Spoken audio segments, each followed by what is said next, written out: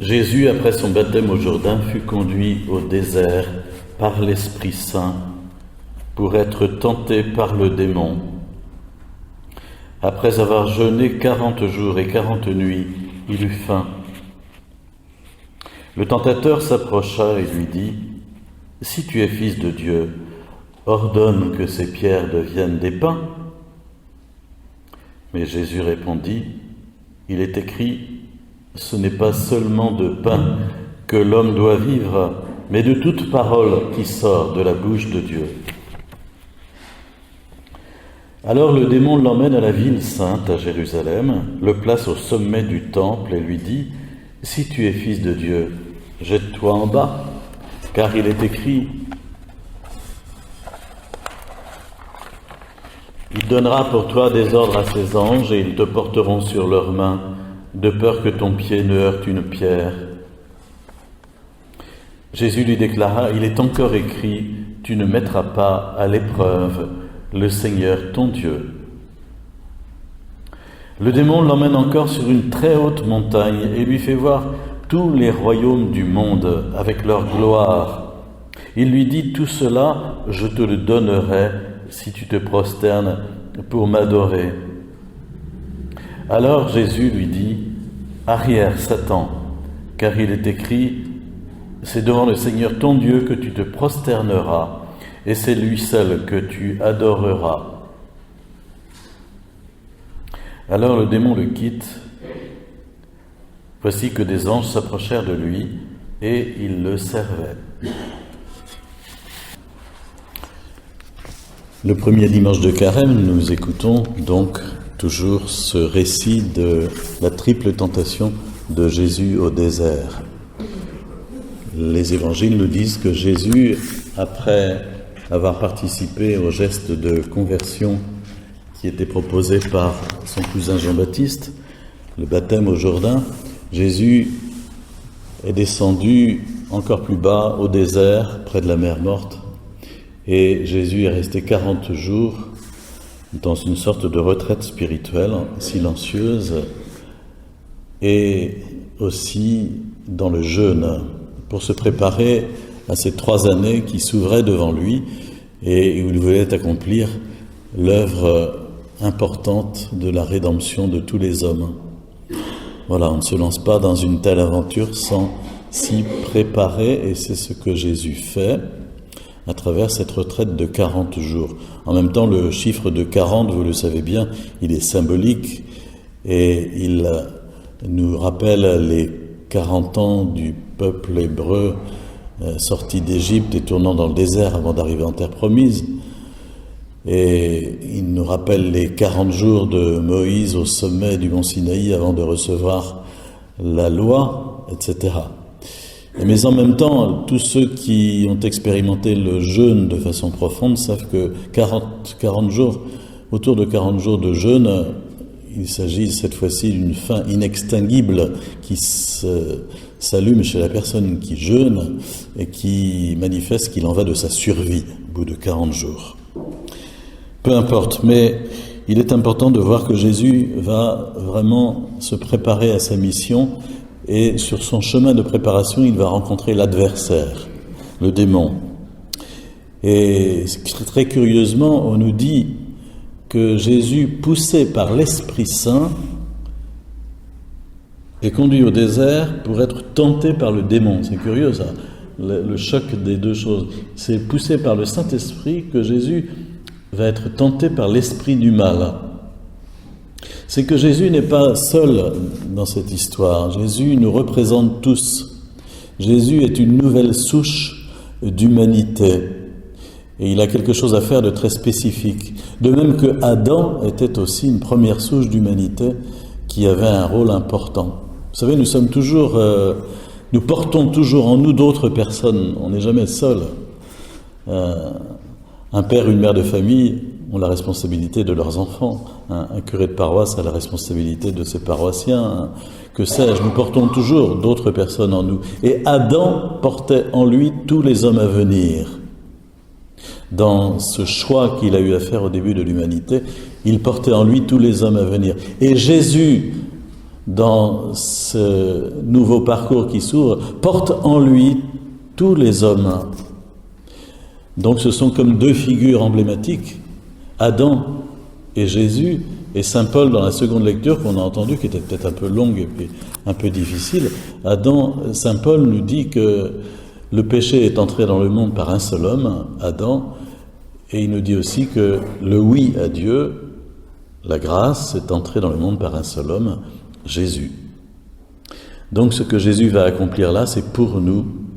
Et Jésus va commencer un combat spirituel qui va se manifester de trois façons différentes. La première tentation, c'est, on pourrait dire, la tentation du matérialisme. Si tu es fils de Dieu, change ces pierres en pain. Tu as faim, utilise ta puissance de fils de Dieu pour changer ces pierres en pain. La tentation de satisfaire d'abord toutes nos fins matérielles. La tentation de ne jamais manquer de rien au plan matériel et de toujours faire passer ça en premier. Et je dis non, c'est un mauvais choix. L'homme ne vit pas seulement de pain, mais d'abord de la parole de Dieu qui lui donne le sens de sa vie, la lumière pour sa vie. Et donc, voici que Jésus va répondre à la suggestion de la tentation par cette parole tirée du livre du Deutéronome, l'homme ne vivra pas seulement de pain, mais de toute parole qui sort de la bouche de Dieu. Jésus répond par la parole de Dieu, par une citation tirée de la Bible. La deuxième tentation, le démon le met en haut du temple et lui dit « Jette-toi en bas, les anges te porteront, de toute façon tu crains rien, tu es fils de Dieu. » Et voilà, tout le monde va s'aplatir devant toi et dire « Quel homme extraordinaire !» Et Jésus répond en citant à nouveau l'Écriture « Tu ne tenteras pas le Seigneur ton Dieu, tu n'emploieras pas n'importe quel moyen. » Tous les moyens ne sont pas bons en fonction d'une fin, il y a un choix à faire. Et il faut laisser à Dieu le choix des moyens, il faut faire passer ce choix à la moulinette de la prière pour savoir quel est vraiment les bons moyens à employer pour atteindre l'objectif. Et puis la troisième tentation, c'est la tentation du pouvoir. Et le démon lui montre tous les royaumes de la terre et lui dit « Tout cela est à moi, je te le donnerai si tu te prosternes à mes pieds, si tu m'adores. » Et Jésus répond « Tu n'adoreras que Dieu seul. » Ces trois tentations concernent donc le matérialisme, on pourrait dire l'avoir, ensuite le choix des moyens, on pourrait dire le savoir, et puis la troisième, c'est le pouvoir. Et dans les trois cas, Jésus se remet à Dieu. Et nous pouvons nous dire que nous-mêmes, nous sommes tentés sur ces trois plans-là. La recherche de la crispation sur les choses à posséder, voilà, plutôt que de rechercher la nourriture de la parole de Dieu.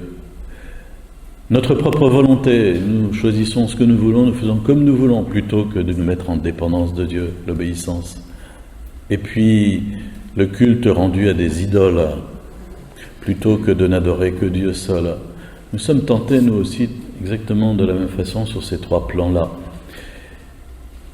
Alors peut-être pouvons-nous terminer en regardant la Vierge Marie et en remarquant que dans la réponse qu'elle a donnée à l'ange Gabriel, quand on lui a proposé de devenir la mère de Jésus, elle a répondu ceci: « Je suis la servante du Seigneur, qu'il m'advienne selon ta parole. » Selon sa parole. Je suis la servante du Seigneur, qu'il m'advienne selon sa parole. Et dans cette réponse, vous avez exactement les mêmes réponses qu'a fait Jésus au démon, selon sa parole. Jésus a dit, l'homme ne vit pas seulement de pain, mais de toute parole qui sort de la bouche de Dieu. Je suis la servante du Seigneur, qu'il m'advienne, c'est Dieu qui va choisir les moyens, l'obéissance. Et puis, je suis la servante de Dieu, tu n'adoreras que Dieu seul. On retrouve exactement les trois mêmes axes dans la réponse de Marie. Alors il nous faut méditer Méditer ces réponses que fait Jésus. L'art du démon, c'est de falsifier la parole de Dieu. On l'a entendu dans la première lecture qui nous rappelait ce récit de la Genèse où Adam est tenté. Dieu avait dit « Tu peux manger de tous les arbres du jardin, mais tu ne toucheras pas à l'arbre de la connaissance du bien et du mal. » Et le démon qui rôde par là falsifie la parole de Dieu et dit à Ève « Alors Dieu vous a dit, vous ne pouvez pas manger de tous les arbres du jardin. » C'est pas ça que Dieu avait dit. Le démon se débrouille toujours pour falsifier la parole de Dieu. Et Jésus nous montre que nous ne pouvons répondre à la tentation que par la parole de Dieu véritable, celle que nous pouvons méditer dans l'Écriture, dans la Bible, et dont il faut nous nourrir, et qui est une véritable arme pour répondre aux tentations. Jésus, 3 fois, répond par des citations bibliques pour éloigner la tentation. Un chrétien qui lit sa Bible régulièrement, tous les jours, qui lit sa Bible en cherchant une nourriture, reçoit aussi des armes pour se battre spirituellement et discerner les tentations et répondre aux tentations par la lumière que donne la parole de Dieu. C'est aussi le sens de notre temps de carême, 40 jours pour nous nourrir de la parole de Dieu plus intensément, en union avec tous les catéchumènes qui se préparent à leur baptême, 40 jours de catéchèse et de formation, d'écoute de la parole de Dieu pour être plus fidèles à l'engagement de notre baptême.